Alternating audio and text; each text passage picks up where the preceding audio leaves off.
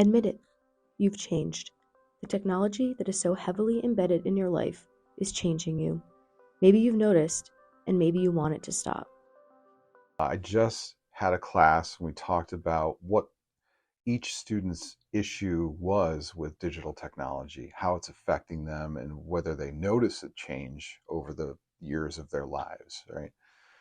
So each student is identifying these similar themes. Some of them are addiction. Some of them are a feeling of kind of like helplessness that their time is not their own. It's a time suck. It just consumes like all the free time like I pretty much have. It's draining. It just like where I could be doing like something with my life, like creative or just to benefit myself, I'm just sitting there like scrolling.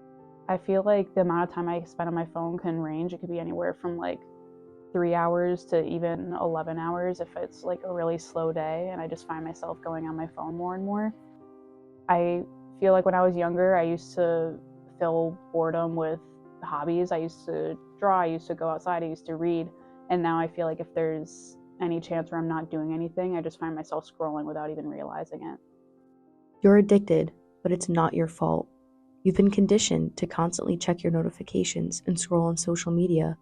That desire is built directly into the technology. Everything you said, it's sad to me because it's happening not by accident, but by design. Because the business model is to keep people engaged. I think the technology is built to be addictive. Now, that could be a potentially positive thing because there are ways of structuring the technology and using the technology differently. But right now, it's built to be addictive. Being addictive serves the interest of the people who develop and structure the technology. And that includes all the various traps and devices to appeal. And if I say appeal to our worst impulses, to appeal to our desire to be, to see drama and spectacle, and unfortunately, some negative things. So I think addiction is built into the model of technology right now. That includes the devices and the software and the websites. I think it could be differently, but our technology is pretty much in the hands of people who want us to be addicted, and that doesn't bode well. It's like, it's just very like normalized now. Like people are just like on their phone and like even like, it's almost like I think of it sometimes as like a pacifier. Like if like babies, when they have pacifiers, it's like something that like soothes them and like calms them down. But like if you're like walking into like a social scene, like majority of people walk in like on their phone. I feel like some platforms such as TikTok have such good algorithms that cater the content so specifically. Like I feel like sometimes I'll just have a thought about something and I'll see a TikTok about it. And it's gotten so prevalent that I just scroll for hours, and I've decided to just remove the app completely, and it's helped a lot. But then I'll just go to Instagram and do the same thing. And it's a really difficult cycle. So there's two parts of the technology. There's the content of the technology, which is very addicting and it's algorithm based, but then there's also the device itself, and where all that technology comes together and we feel we rely on it. We need that technology, but the content gives us the dopamine, and it reflects ourselves. It reflects how we want to perceive ourselves and how we want others to perceive ourselves. So there's a lot of human emotions and a lot of caveman impulses inside this device that we really need to be reflective on and really need to think carefully about. Part of the reason it's so easy for this technology to be addictive is because it has help from you directly. These platforms and devices are tracking and stalking your every move, both online and in the real world. Everyone will say, well, sometimes I feel like my phone's listening to me. Yes, it is, actually, because it's following where you're going and what you're doing. You like talk about something, and then the next time you open Instagram, it's like the first video or first photo you see. And it's very creepy. You see like advertisements for things like products you were talking about, and then that's like the first ad I see on my phone. So it's like definitely kind of creepy. Yeah, I am aware that I am surveilled like on my phone through apps, etc. And I don't really think about it when I'm just on my phone. It doesn't occupy like space in my brain because it's just something that always happens, will always happen, no matter what I do. Yeah, it's a little scary though that everything you do on your phone is watched, tracked, like monetized. It's just a deep dark place, I guess. Do you feel like it's like an invasion of privacy? Yeah, I would say it's an invasion of privacy, but like again, like there's nothing I can do about it. Nothing's gonna change. It's only gonna get worse from here. So like I almost accepted it. Like it would be impossible to live life without a phone. Like, so what more can you do other than like accept it and go with it? Your privacy isn't the only issue when it comes to this addicting technology. How it affects you, your daily life, your attention, your thinking and communication skills, how it's changing you is just as bad.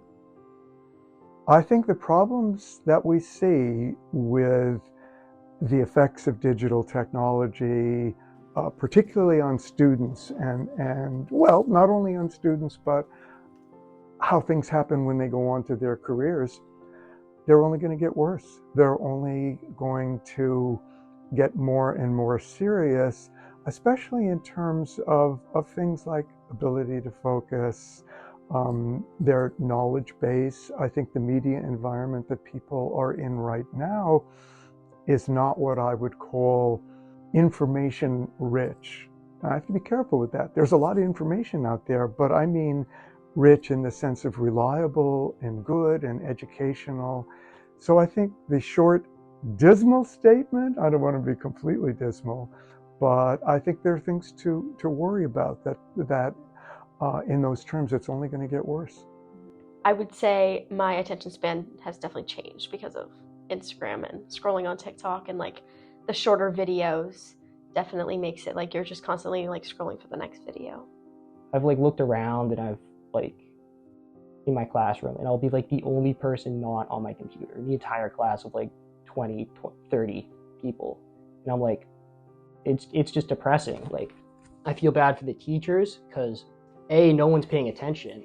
You're not like retaining anything from the class if you're just scrolling on your computer.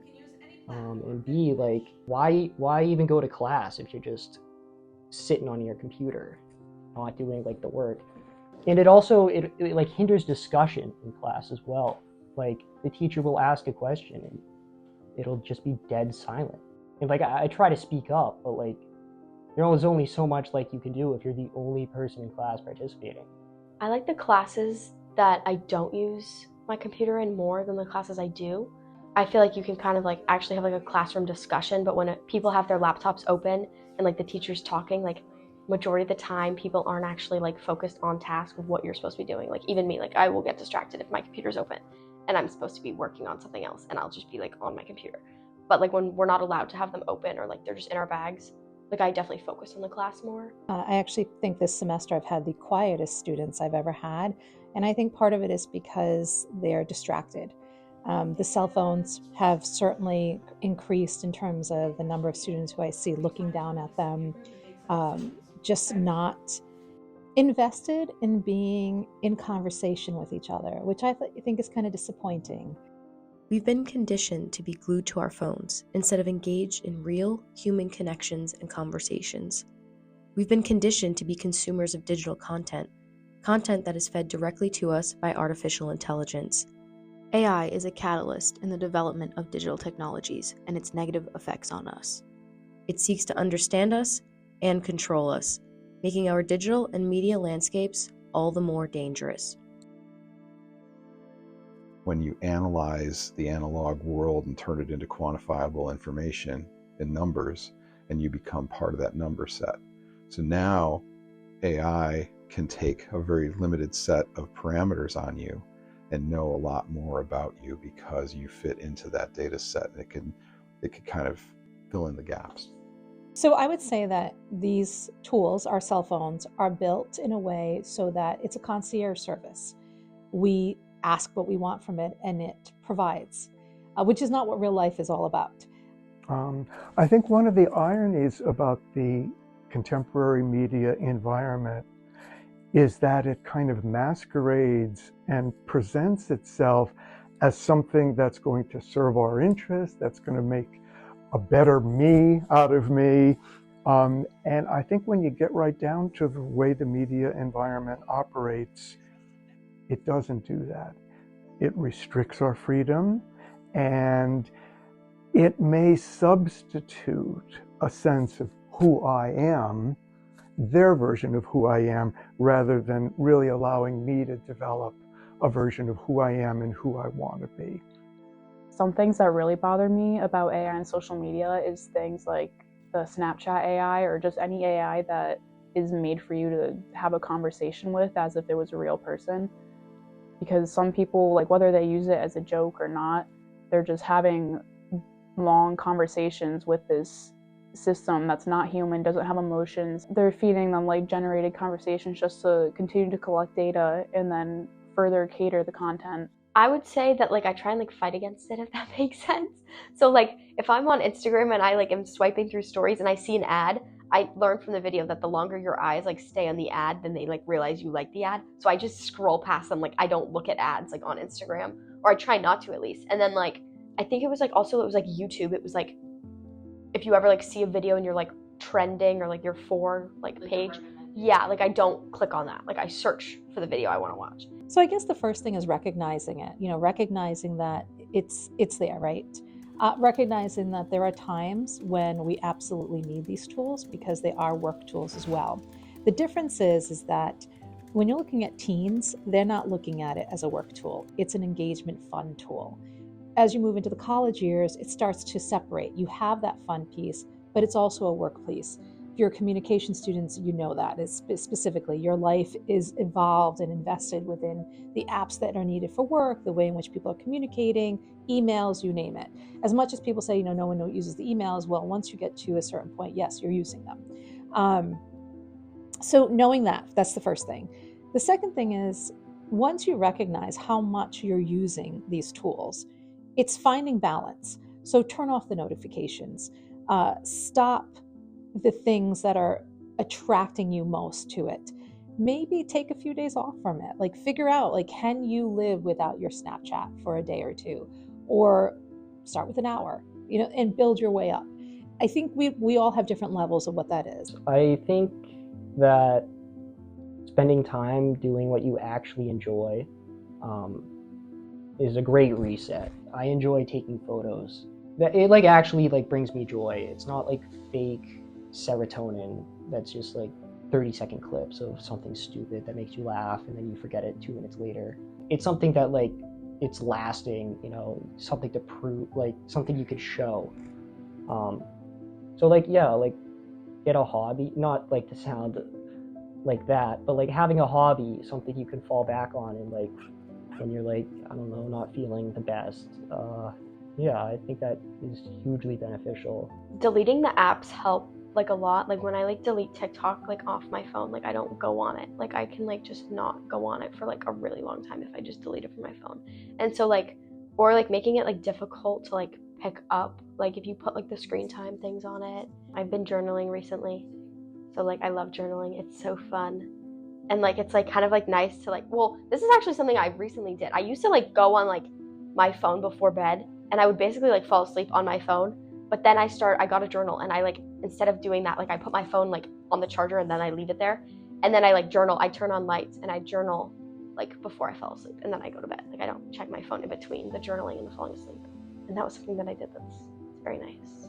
But also like, I'm not like taking in like information right before I fall asleep. And it's like most of the time the information I would be taking in wouldn't be able to like affect me in like 5 minutes. Like it's not gonna be life-changing information, it's just information. And so I definitely sleep better because I'm not like exposed to like all these different viewpoints and like the blue light from my screen. And yeah. Our digital age isn't entirely bad. There are ways we can combat the negative effects of our digital age while also utilizing and emphasizing the ways in which technology can make a positive impact. I'm very focused on what people call the dark side of technology, the worrisome side, the negative effects, And these run the range from, oh, it can be a waste of time, to it can lead to horrifying effects. It can lead to bad ideas. It can lead to an inability to relate to other people. It can lead to a hostile and violent and aggressive environment. There's a whole spectrum of what you can call the dark side of our current media environment. I don't ever want to lose sight of the positive possibilities, and there are. And I don't ever want to lose sight of being hopeful that things can be changed. So that's part of our effort, being alert to the dark side, being aware of the dangers, but also being alert to how we can affect some kinds of changes in our knowledge of media and in adjusting our media habits, and also going beyond that, helping other people, the people we come into contact. We can not only become media literate, but help spread media literacy, and also putting pressure on governments, on institutions, on the environment that we live in. And that includes locally at Sacred Heart. Are there ways that we can help shape the media environment at Sacred Heart, or going beyond that, at our work environment, at where we go and do other things? Hey, can you not have that that television blasting at us while we're trying to have a conversation in a restaurant, or at the place where I work out at? It's impossible to find a quiet space. We sometimes think in broad terms, oh, governmental action, going to the companies.